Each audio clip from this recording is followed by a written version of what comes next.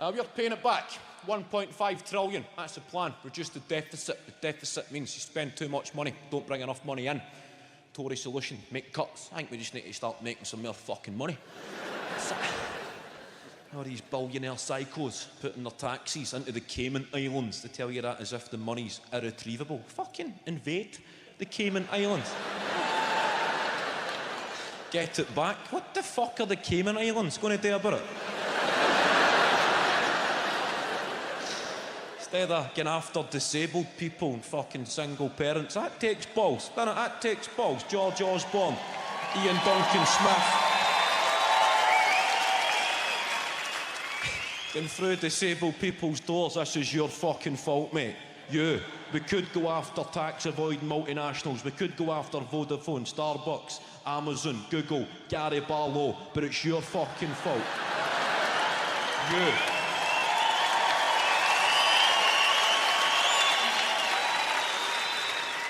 You're going back to work, mate. We don't give a fuck how disabled you are.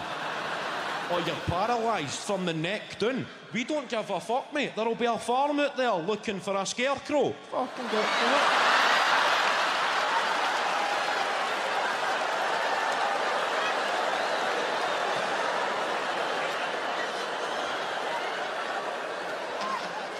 Got the people checking for the offside flag on that joke there.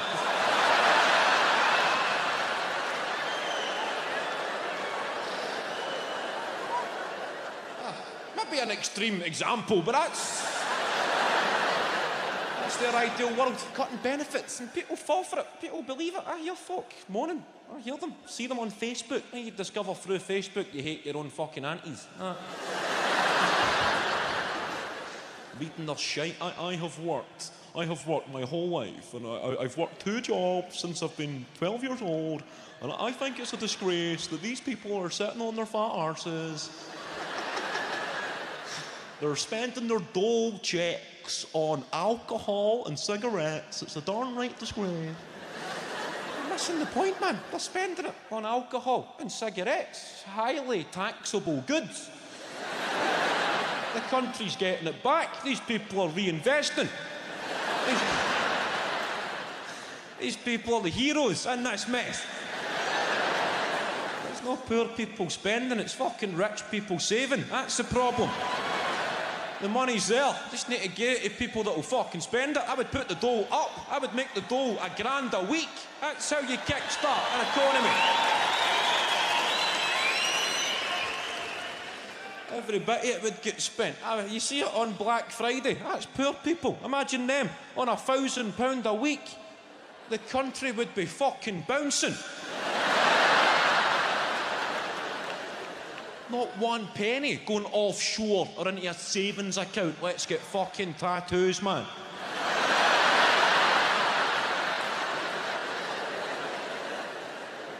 People arriving at the job centre in taxis to sign on. Just keep your meter running, my man. I'll be 5 minutes. That's the dole up to $1,000 a week, Denise. You still wanting your tits done?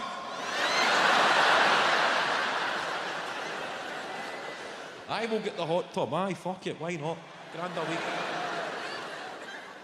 I've made a bit of dosh, thanks to you people. I've fucking moved on. I've made some cash. I'm on the property ladder. That's what I've done. Bought a house. I bought a house off a neurologist. That builds a inferiority complex. I'm showing up by his gaff in a fucking super dry hoodie.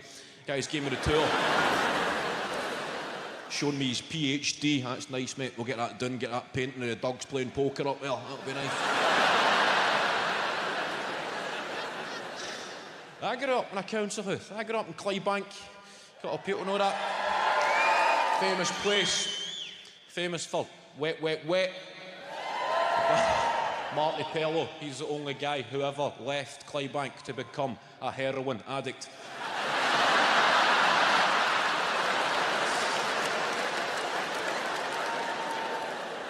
Well, I'm in the West End. I'm in the nice bit of the city. I'm living with the great and the good, and it's where I live. I've been there for a few years, but it's never quite become my bit. I mean, you've got where you stay, and you've got your bit. That makes sense. There's where you live and there's your bit. It's not quite my, I don't know if it'll ever become my bit. I see the kids whose bit it is. I hear them shouting on each other. Sebastian!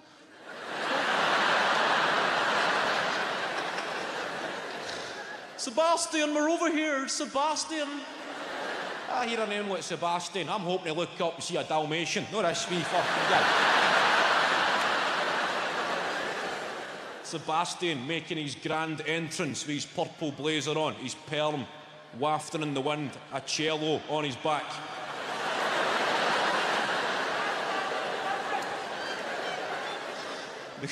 They call me Mr. Bridges, the kids in my street. I don't feel intimidated physically. I feel intellectually intimidated by the gangs of youth in my street. Mr. Bridges, how are we? How are we, Mr. Bridges? Oh. The family and I sat down to one of your performances on the television over the festive period, Mr. Bridges. A tad coarse in places. However, I would be lying if I said I didn't allow myself a chuckle, Mr. Bridges.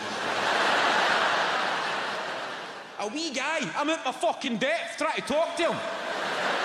I'm having to raise my game to talk to a 10-year-old. I can't have a normal older guy to a wee guy conversation. Who's the best fighter in your school then, Sebastian? Well, I'm the chair of the school debating team, Mr. Bridges. There have been a few heated exchanges, but we've not quite come to blows yet. His wee pals beside him, fucking de-seeding a pomegranate with his fruit knife. Yes.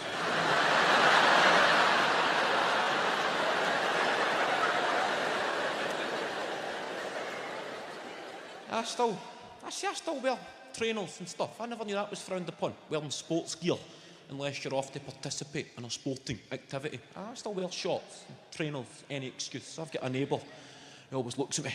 He's always looking me up and down. He's always going, off to the gym, Kevin? Off to the gym?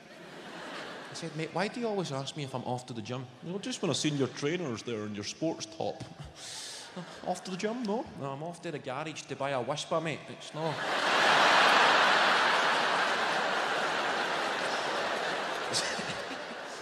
It's not a fucking black tie event, mate. I try and blend in. I'm quite a friendly guy. I've got a dog, for example, right? That's how you get to know your new neighbours, right? You become part of your local dogging community. I get a dog, right? That's your buddy. I get a dog. And you get in the park, dogs there. Other dogs come over, start to play with your dog. You pat the other dog and you get talking to the owner. Quite a sociable experience, right? I'm in the park, my dog's there, another dog came over, began to play with my dog, began sniffing my dog's arse and sniffing away, having a fucking great time.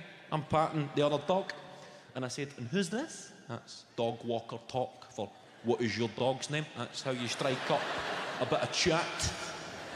I said, and who's this? And the guy goes, well, this is Diego. And I thought, oh, naming the dog after Diego Maradona, mate. That will explain the sniffing then, right? I thought that was the ideal thing to say. Fucking hilarious. I've got a voice in my head going, superb, Kev.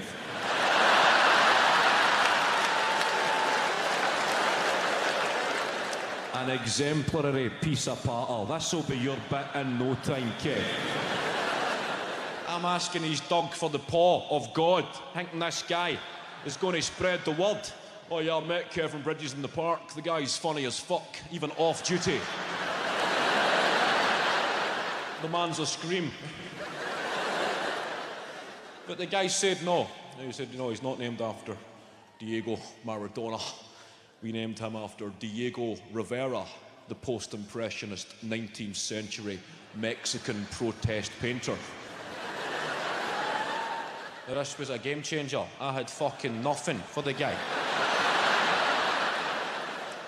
Wow, I looked him right in the eye. I cannot believe you've just done that to me, mate. I don't know what to say. I've never felt so homesick. A voice in my head going, this is not your bit, Kev. Go home. You don't belong here. You're a fucking fraud. The sniffing patter, that might cut it down your bit. This is the upper echelons of society. Think you're going to get away with that up here? Even his dog is looking at your dog as if my dad just fucking clamped your dad.